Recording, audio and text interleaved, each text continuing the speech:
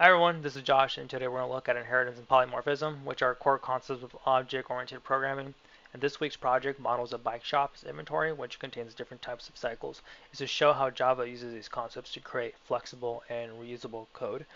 So we're going to start with inheritance. So inheritance is basically a way that allows one class to inherit the fields and methods of another.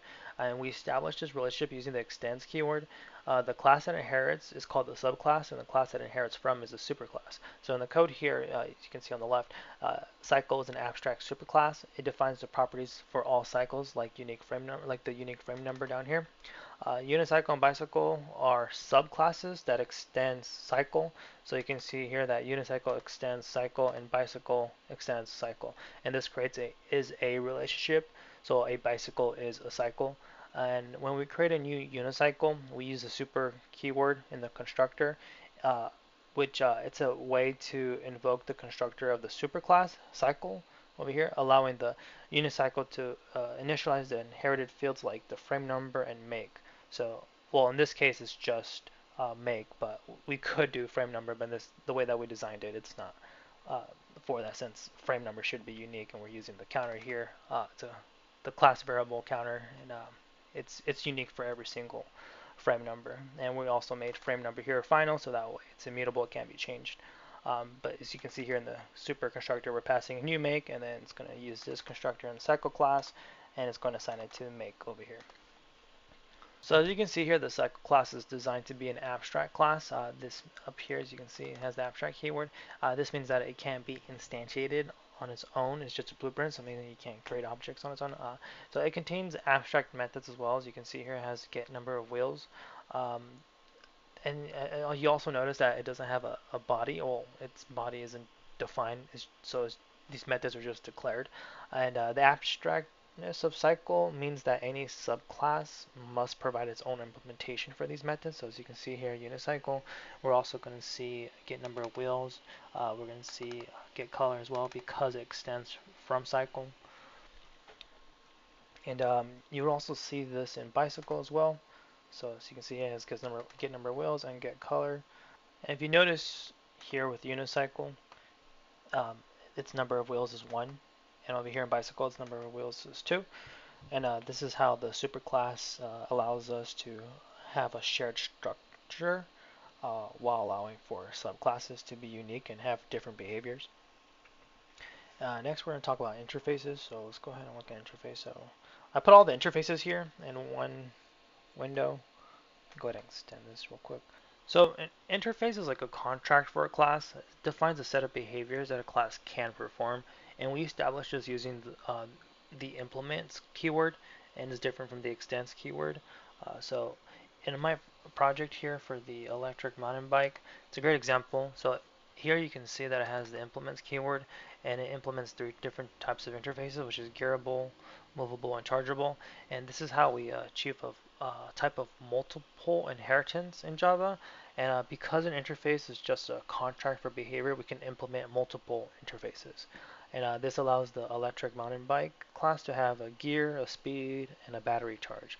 So it's an electric mountain bike that can be geared, can be moved, and can be charged. And you can see here in the interfaces we have movable, and it defines 3 different methods. You can see there is no public keyword on it because they are public by default. I believe it says they're public. I made a note here for myself. They're public and abstract by default. And here in gearable, it also says, so you can see here that it also has 3 different type of methods here: get gear, gear up, gear down. So that's pretty much what an interface is. Not too much to it, but they are very powerful. And here it's chargeable. You can see same thing. So again, they don't have a body that is defined, that defines them. They're just declared. So whatever class implements them, they have to define them. So as you can see here in the electric mountain bike, you can see that get gears here, and then it does define it. Same here with gear up. So next, let's talk about polymorphism and dynamic binding. So let me change the view here. Let's go to test, advanced class. Let's go to the bike shop. So all these concepts come together with polymorphism, which means many forms. And the best demonstration of polymorphism is when you use a superclass reference to hold objects of different subclass types. And I'll show you here. I actually have some demo code. Let me pull that up. So here we have some demo code. And as you can see here, we have the superclass reference, which is bike 1, and it holds, this one holds unicycle, and then this one here holds bicycle, and then bike 3 over here holds the electric mountain bike. And so in its inventory, so I'm creating these bikes here, and I'm adding them to the bike shop's inventory, which is just an array of cycle objects, which is, let me go here and show you. So right here is just an array of cycle objects, and it's I named it rack. So I can add a unicycle, a bicycle, and an electric mountain bike to this array because there are all types of cycle. And a single cycle reference can refer to many different forms of objects. This brings us to dynamic binding. So when I iterate here through bike shop's inventory, so down here I created a for loop, and I'm going through bike shop's inventory, so I'm getting number of bikes in the inventory, and then I created this method. It's not part of our lab, but I created getBike. It's basically just returning the bike inside that array. Um, Nothing special there. But basically, when I'm iterating through this array, it's going to return the bike, right? And then I'm calling get number of wheels on each cycle object. And let me go ahead. And the program won't care what reference type is cycle. At runtime, the Java virtual machine automatically determines the actual type of the object, so whether it's a unicycle or a bicycle, and calls the correct number of wheels method for that specific object. So let me go ahead and run this code, and I'll show you. So as you can see here, bike 1 has 1 wheel, bike 2 has 2 wheels, and bike 3 has 2 wheels, which is aligns down here. Let me actually plop that back up. Oops. Oh, down here. So as you can see here, so 1 wheel, 2 wheels, 3 wheels. So bike 1 is a unicycle, bike 2 is a bicycle, and bike 3 is it is a bicycle too because it's an electric mountain bike and extends bicycle. So that's the beauty of polymorphism.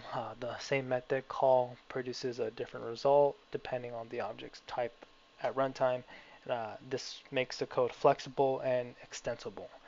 And so to recap, inheritance allows us to create reusable code by building a hierarchical relationship with a superclass and subclass. Interface allows us to add flexible can-do behaviors, and together with concepts like method, overriding, and dynamic binding, they enable polymorphism. Anyways, that's all I have for now. Thank you for watching and happy coding.